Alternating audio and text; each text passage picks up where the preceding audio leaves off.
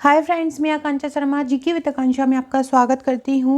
Friends, आज हम समाजशास्त्र पढ़ने वाले हैं। ये हमारी मेंस की एम सीरीज़ चल रही है और मेंस का जो हमारा एमपीपीएससी मेंस क्रैश कोर्स चल रहा है उसका हमारा 50 भाग हो चुके हैं, मतलब M50 हो चुका है और आज हम M51 पढ़ेंगे। इसमें मैं जितने भी मैंने वीडियोस लिए हैं, M सीरीज़ के जितने भी 50 वीडियो हो चुके हैं, ये मैंने अपने नोट्स से ही आपको पढ़ाया है।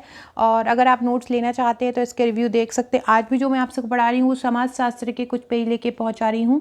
तो अगर आप MPPSC मेंस के नोट्स लेना चाहते हैं तो ले सकते हैं। दिसंबर तक अगर बुकिंग करते हैं तो आपका चार्ज कम रहता है।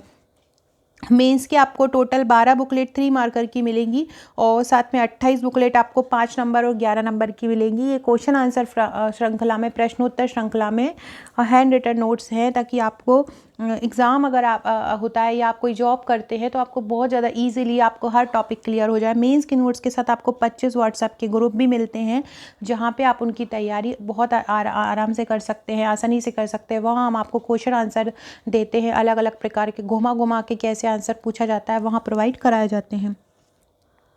पहला क्वेश्चन है, भारतीय सभ्यता संस्कृति का वर्तमान स्वरूप और महत्व स्पष्ट करो। ये 11 नंबर में आपको क्वेश्चन आएगा। तो भारतीय संस्कृति और सभ्यता विश्व की सर्वाधिक प्राचीन एवं समृद्ध संस्कृति पर सभ्यता है। मतलब भारतीय और संस्कृति और जो सभ्यता है विश्व की सर्वाधिक प्राचीन सभ्यता है। इसे विश्व की सभी संस्कृतियों की जननी कहा जाता है। जो भारतीय संस्कृति और सभ्यता है उसे जितनी भी दुनिया की सभ्यता हैं, जितनी भी संस्कृति हैं, उनकी जननी कहा जाता है। संस्कृति किसी भी देश की, जाति और समाज की आत्मा होती है। किसी भी देश की, समाज की और जाति की आत्मा क्या होती है?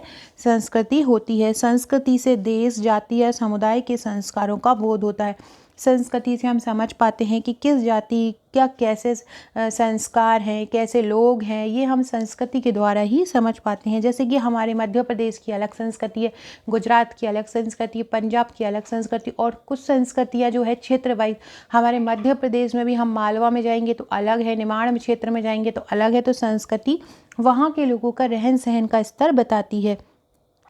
आज सभ्यता और संस्कृति को एक दूसरे का पर्याय समझा जाने लगा है। मतलब ऐसा माना जाता है कि सभ्यता और संस्कृति दोनों एक दूसरे के पर्यायवाची हैं, दोनों का एक ही अर्थ लिया जाता है। लेकिन वास्तव में देखा जाए तो संस्कृति और सभ्यता जो हैं वो अलग अलग होती हैं। अब हम क्या होता है इसमें हम देखते हैं। सभ्यता का संबंध जो होता है बाहरी जीवन के ढंग से होता है।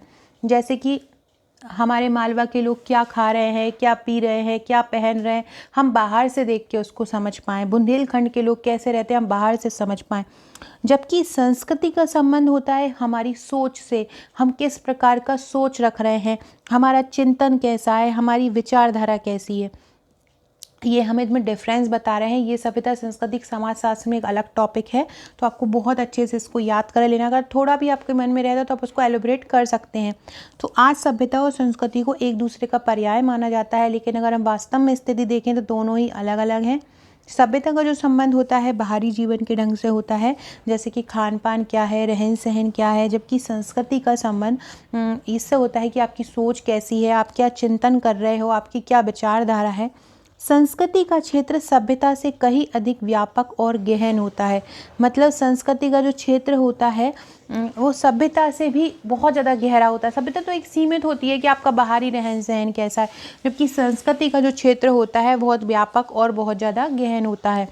सभ्यता का अनुकरण कर सकते हैं, संस्कृति का नहीं। सभ्यता का अनुकरण, जैसे कि हम पश्चिमी सभ्यता है, पश्चिमी सभ्यता का हम अनुकरण कर रहे हैं, लेकिन हम पश्चिमी संस्कृति को नहीं अपना पाएंगे, हम उनकी जैसी सोच नहीं रख पाएंगे। लेकिन हम पश्चिमी सभ्यता, जैसे कि हम उनके जैसे कपड़े जरूर पहन लेंगे, हम उनके जैसे बाल कटा लेंगे, हम उनके जैसा खाना खा लेंगे, लेकिन हम उनकी संस्कृति या वो हमारी संस्कृति का अनुकरण नहीं कर सकते, वो हमारी सभ्यता का अनुकरण कर सकते हैं। तो सभ्यता का अनुकरण कर सकते हैं, संस्कृति का नहीं। सभ्यता वह है जो हम बनाते हैं, संस्कृति वह है जो हम हैं। सभ्यता क्या है कि हम समय अनुसार अपनी सभ्यता बनाते रहते हैं, क्योंकि ये बाहरी दिखावा है, जबकि संस्कृति हमारे अंदर है, तो संस्कृति हम है। सभ्यता द्वारा मनुष्य के दृश्य कला रूप का प्रदर्शन होता है जो दिखाई देता है। वसुधैव कुटुंबकम के अंतर्गत हम समझते हैं इसमें कि भारतीय संस्कृति का सर्वाधिक व्यवस्थित रूप हमें वैदिक युग में मिलता है। प्रारंभ से ही भारतीय संस्कृति अत्यंत उदार, समन्वयवादी, सशक्त और जीवित रही है।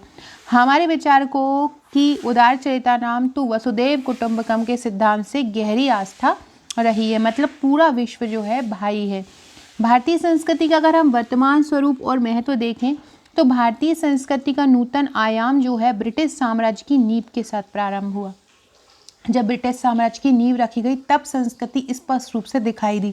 इस युग में सामाजिक आचार विचार पर पश्चिमी संस्कृति का प्रभाव पड़ा। आधुनिक मतलब पश्चिमी लोग आए, वहाँ की संस्कृतियाँ आई, वहाँ की सभ्यता आई, तो लोगों ने सभ्यता को तो बहुत अच्छे से ढाल लिया, लेकिन संस्कृति का उतने अच्छे से अनुकरण नहीं कर पाया। आधुनिकतावाद की अवधारणा का समाज में आना आसान हो गया। संस्कृति के नए स्वरूप में गांव की संस्कृति को छोड़कर शहरीकरण को देखा गया। मतलब जो पहले गांव की संस्कृति होती थी, गांव में लोग निवास करते थे, गांव का कल्चर था, तो शहरीकरण हो गया।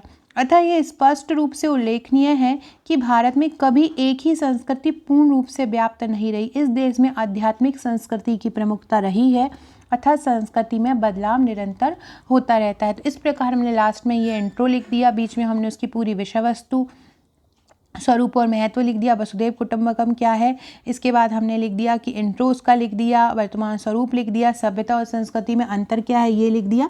तो इस प्रकार हम अपने आंसर को लिख सकते हैं। सो फ्रेंड, वीडियो अच्छा लगा हो तो लाइक शेयर सब्सक्राइब जरूर कीजिएगा। नेक्स्ट वीडियो में हम M52 पढ़ेंगे। प्री के लिए मैंने एक N सीरीज आरंभ की है आज से, वो जरूर देखिएगा प्लेलिस्ट में जाके। Okay friends, thank you.